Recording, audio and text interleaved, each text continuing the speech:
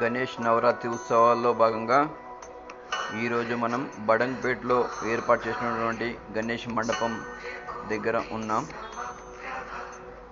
గణేష్ మండపం యొక్క అందమైన అలంకరణ మనం ఇప్పుడు చూడవచ్చు. మండపం ముందు వైపు వెంకటేశ్వర స్వామి యొక్క సుందరమైన విగ్రహం ఎంతో అందంగా అలంకరించబడింది.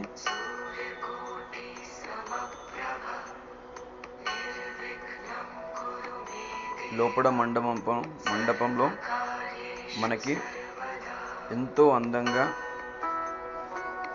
మండపం యొక్క సుందరీకరణ జరిగింది. స్వామి యొక్క సుందరమైన విగ్రహం చూడడానికి రెండు కళ్ళు చాలవు.